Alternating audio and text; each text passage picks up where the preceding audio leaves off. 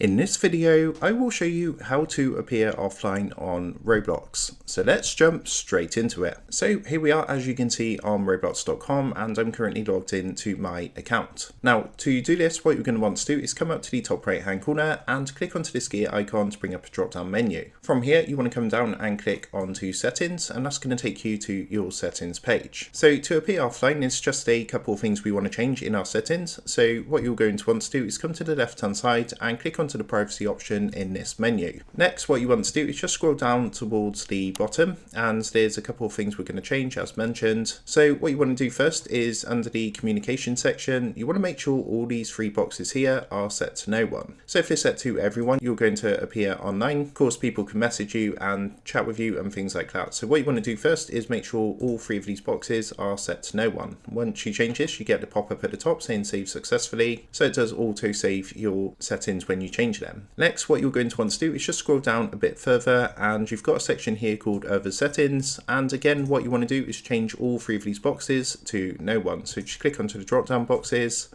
click onto no one, and every time you do this, it's going to save your settings. And once you've gone ahead and changed all of those settings, you will now appear offline and you'll be able to play solo without anyone joining your games or being able to chat to you. So that is how to go ahead and appear offline on Roblox. With that being said, I hope this tutorial did help you out today. And if this did help you out, I would really appreciate it if you was to consider dropping down below the video, leaving a like, and also subscribing to the channel. With that being said, I just want to take a minute to thank you guys for watching this quick tutorial, and I will see you in the next video.